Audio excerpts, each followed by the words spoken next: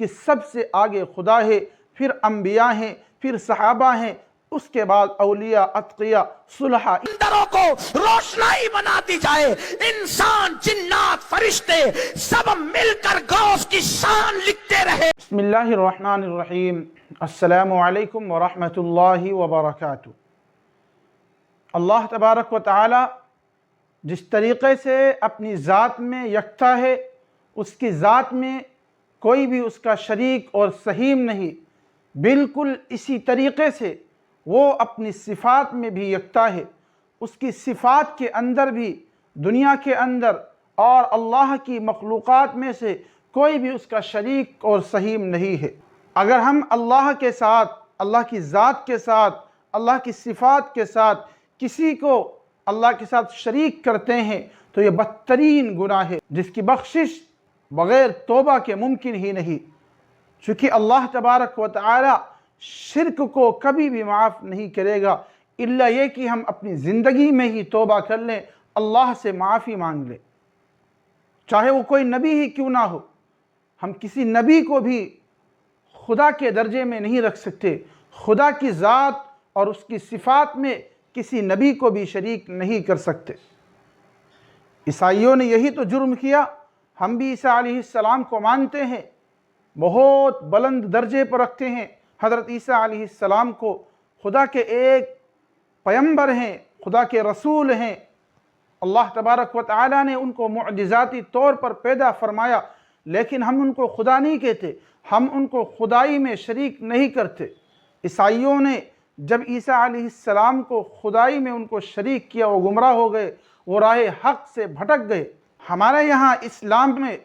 ہر ایک کا مقام اور مرتبہ ہے، خدا کا مقام اور مرتبہ سب سے بلند و بالا ہے، رسول کا مقام مرتبہ خدا سے نیچے ہے،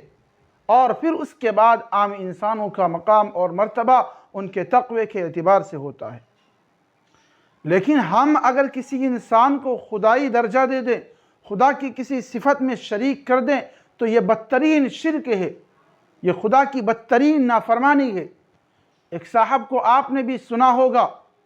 وہ شیخ عبد القادر جیلانی علیہ الرحمہ کی تعریف کرتے ہوئے اس حد تک غلو کرتے ہیں کہ اللہ تبارک و تعالی نے قرآن مجید میں جس صفت کو اپنے لیے بیان کیا، وہ انسان، وہ مولوی اس صفت کو شیخ عبد القادر جیلانی علیہ الرحمہ کے لیے ثابت کرتا۔ وہ کہتا ہے، ہم اتنا بتائیں گے غوث پاک کے لیے کہ غوث پاک کے لیے کہنے والوں نے کہا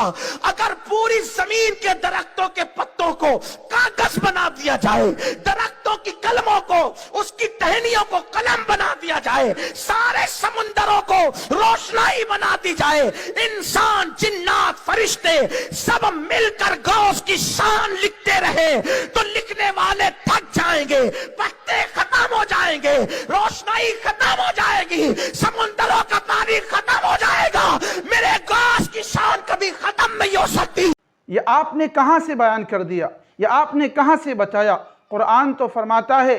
یہی چیز اللہ تبارک و تعالی کے بارے میں، قُلْ لَوْ كَانَ الْبَحْرُ مِدَادًا لِكَلِمَاتِ رَبِّي، اللہ کی تعریف اور توصیف کرنے کے لیے اگر تمام سمندروں کو روشنائی بنا دیا جائے اور آپ اپنے رب کی تعریف لکھنا شروع کرو، سمندر کا پانی جو سیاہی کی شکل میں آپ نے بنایا تھا وہ ختم ہو جائے گا، لیکن خدا کی تعریف اور توصیف ختم نہیں ہوگی۔ یہ تو اللہ کے کمال علمی کا بیان تھا، لیکن اس بندے نے اللہ کی اس صفت کو، اللہ کی اس خوبی اور کمال کو ایک انسان کے لیے ثابت کر دیا، اور انسان بھی کوئی نبی نہیں ہے، کوئی اللہ کا رسول نہیں ہے، کوئی اللہ کا پیغمبر نہیں ہے، اور نہ ہی کوئی صحابی ہے۔ اگر ہوتا بھی کوئی رسول یا کوئی صحابی، پھر بھی اللہ کی صفت کو کسی بھی مخلوق کے لیے، کسی بھی غیر اللہ کے لیے ثابت نہیں کیا جا سکتا۔ اللہ تو قرآن میں مقام مدح میں اپنی تعریف اور توصیف میں یہ آیت نازل کر رہا ہے، اگر اس صفت میں بالفرض کوئی دوسرا شریک بھی ہوتا تو اللہ تبارک و تعالی مقام مدح میں، تعریف کی جگہ میں اس آیت کو فخر کے طور پر کیوں بیان کرتا؟ فخر انہی اوصاف کو لے کر کیا جاتا ہے جس میں فخر کرنے والا تنہا شریک ہو، اگر اس کے ساتھ اس صفت میں کوئی دوسرا بندہ یا کوئی دوسری شے بھی شریک ہوگی، اب اس کے ذریعے سے اس صفت کے ذریعے فخر نہیں کیا جاتا۔ فخر اسی صفت کو لے کر ہوتا ہے جس کے اندر وہ انسان، وہ بندہ یا وہ جو اس صفت کا مالک ہے وہ تنہا ہو۔ خلاصہ کلام یہی نکلا کہ اللہ تبارک و تعالیٰ کی ذات اور اس کی صفات میں کسی بھی غیر کو شریک اور صحیح نہیں کیا جا سکتا۔ اگر کسی بھی انسان کو، کسی بھی مخلوق کو آپ خدائی صفت میں، خدائی اوصاف میں کسی کو شریک کرتے ہو تو یہ بدترین شرک ہے، یہ خدا کی نافرمانی ہے۔ موسیٰ علیہ السلام جب حضرت خضر علیہ السلام کے ساتھ کشتی کے ذریعے دریا میں سفر کر رہے تھے، ایک پرندہ آتا ہے سمندر میں پانی پینے کے لیے، پانی پی کر جیسے ہی وہ اڑتا ہے، حضرت خضر علیہ السلام کہتے ہیں کہ اے موسیٰ، اے اللہ کے نبی، یہ جو پرندہ ابھی سمندر میں آیا ہے اور اس نے اپنی چونچ سے سمندر سے جو پانی اٹھایا ہے، ہمارے اور اللہ کے علم کے درمیان، انسان اور خدا کے علم کے درمیان اس سے کہیں زیادہ فرق ہے۔ جو اس پرندے کے چونچ میں پانی ہے اور جو سمندر میں پانی ہے، جو نسبت اس پرندے کے چونچ کے پانی کو سمندر کے پانی سے ہے، ہمارے اور آپ کے علم کی نسبت خدا کے مقابلے میں اتنی بھی نہیں ہے۔ ہمارا علم خدا کے مقابلے میں اس سے بھی کم ہے۔ تو آپ کسی انسان کو جو نبی بھی نہیں ہے، آپ اس کے علم کو خدائی علم کے درجے تک کیسے پہنچا سکتے ہو؟ اس کے اندر وہ صفات کیسے ثابت کر سکتے ہو جو صرف اور صرف خدا کے لیے ہیں،